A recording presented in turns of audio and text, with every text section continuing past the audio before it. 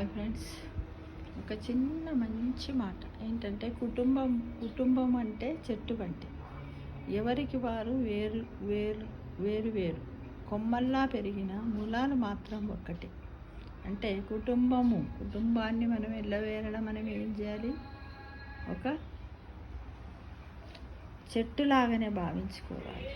ఎందుకంటే అందరం కలిసి ఉన్నట్లయితేనే ఆ చెట్టుకు ఎంతో విలువ ఉంటుంది. దాని నుంచి మనము ఆ వేర్ల నుండే మనము ఆ చెట్టు యొక్క అభివృద్ధిని పొందగలుగుతాం.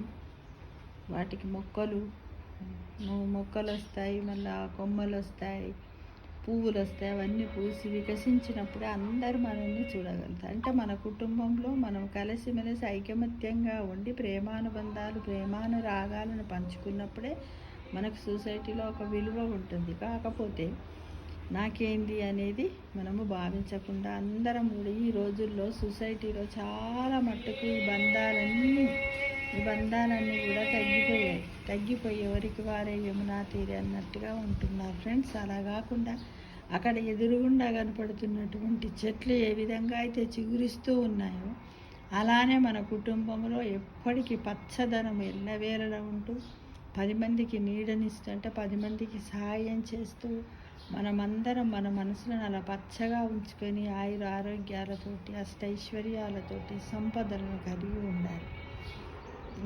అది కుటుంబం అంటే చెట్టు వంటిది. ఎవరికి వారు వేరు వేరు కొమ్మల్లా పెరిగిన మూలాలు మాత్రం ఒకటే అనే విషయాన్ని ఎక్కడో ఉద్యోగరీతి ఎక్కడో పోయి ఉండి డబ్బులు సంపాదించి ఏది చేసినా కూడా నెలకు గెలుస్తావా, 2 నెలలకు గెలుస్తావా, 6 నెలలకా, 3 నెలలకా, సంవత్సరానికి ఎవరికి ఏ కష్టం వచ్చినా ఏ ఆపద వచ్చినా నేనున్నాను, మనమున్నాము, మీరు బాధపడకండి అంటూ అందరం కూడా షేరింగ్ అండ్ కేరింగ్ లాగా బ్రతికితే సొసైటీలోని ఆ వ్యక్తికి ఉన్నటువంటి విలువలు, నైతిక విలువలు ఎవ్వరికి కూడా ఉండవు. భగవంతుడు కూడా మనల్ని దీవిస్తాడు. తల్లిదండ్రులను